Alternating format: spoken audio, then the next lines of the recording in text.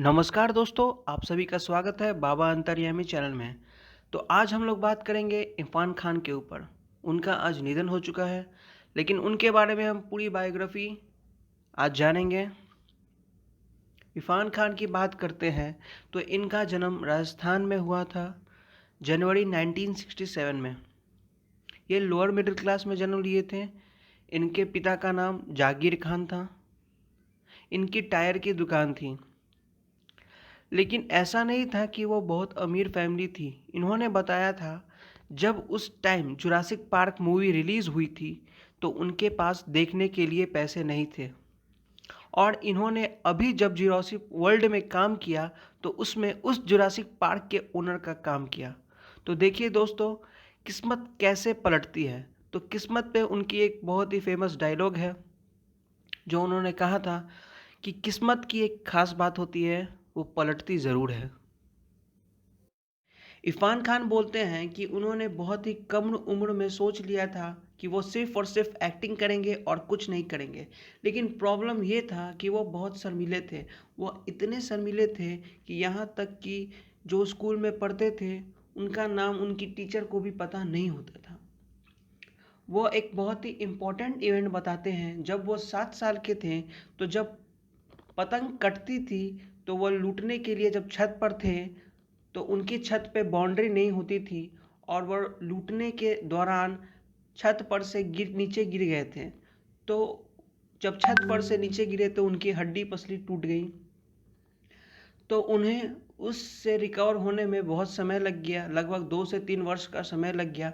उस दौरान वह बहुत ही लो फेज से गुजर रहे थे। तो उन्होंने उस टाइम सोचने का उनको बहुत ही मौका मिल गया, और उस फेज से भी उन्होंने हार नहीं मानी। इरफान ने अपनी पढ़ाई जयपुर से पूरी की। उसके बाद उन्होंने ग्रेजुएशन किया। उनकी माँ सोचती थी कि वो बहुत बड़े लेक्चरार बने, और उनके पिताजी सोचते थे कि वह उनके बिजनेस में उनका हाथ बटाएं।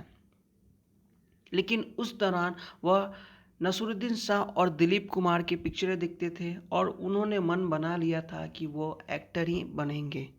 लेकिन उनकी फिज़िक्स उन्हें सूट नहीं करती थी। वो बहुत पतले और काले थे, और उनका बहुत ही अनअट्रैक्टिव फेस था, और उस समय इस फिज़िक्स के साथ बॉलीवुड में जाना बहुत ही मुश्किल था। उसके बाद उन्होंने उर्दू से एमए किया। उसके बाद 19 साल में उनके पिताजी का देहांत हो गया।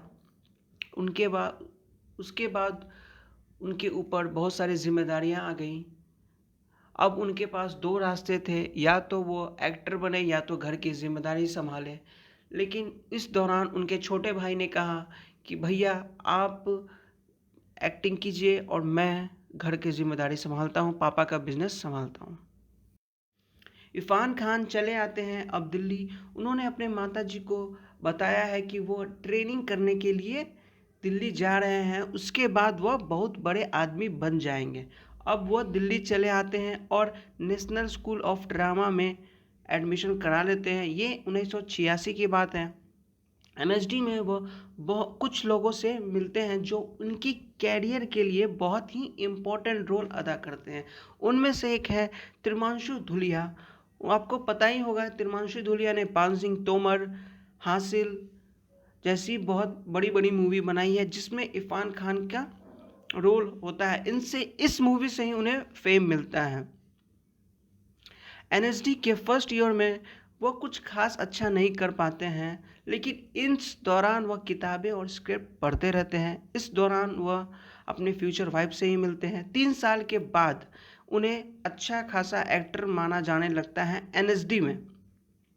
उसके बाद उन्हें सलाम बॉम्बे के लिए कास्ट किया जाता है, लेकिन जब मूवी रिलीज़ होती है तो उनका रोल उससे काट दिया जाता है। इससे वह बहुत ही दुखी होते हैं। अब वो चले आते हैं बॉम्बे, और यहाँ से उनकी स्ट्रगलर फेज शुरू होती है।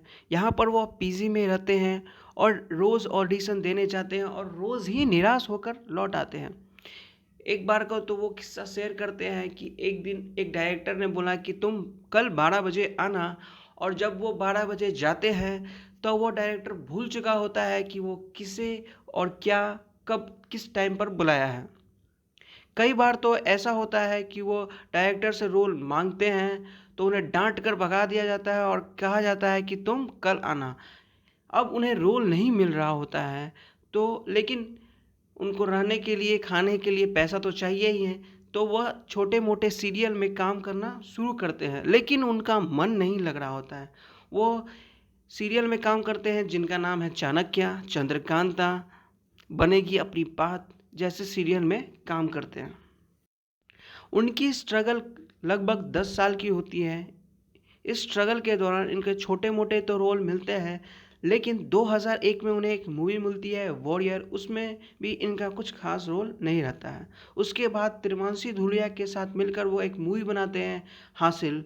उसके बाद एक ब्रेक थ्रू मूवी बनाते हैं, उसका नाम रहता है पान सिंह तोमर। इस मूवी के लिए उनको नेशनल अवार्ड भी मिलता है। उसके बाद इस मूवी से उन्हें फेम मिल जाता है और उसके बाद इनको लीड रोल में एक्टिंग मिलने लगती है। इसके बाद उन्होंने बहुत सारी मूवी बनाई जैसे Life in Metro, Lunch Box, Haider, Talvar, Hindi medium, English medium, ये सब उनकी बॉलीवुड की मूवियाँ हैं। वो हॉलीवुड में भी काम करते हैं। हॉलीवुड में मूवी का नाम है the warrior, the Darjeeling limited, the amazing Spiderman, life of pi, Jurassic world, inferno जैसी मूवी में भी वो काम करते हैं। 2018 में इरफान साहब को डायग्नोज किया जाता है न्यूरो एंडोक्राइन ट्यूमर से और उनका निधन हो जाता है 29 अप्रैल 2020 को 53 साल की एज में। अगर ये वीडियो आपको अच्छा लगा तो चैनल सब्सक्राइब करिएगा ही, वीडियो को लाइक कमेंट शेयर ज़रूर कीजिएगा।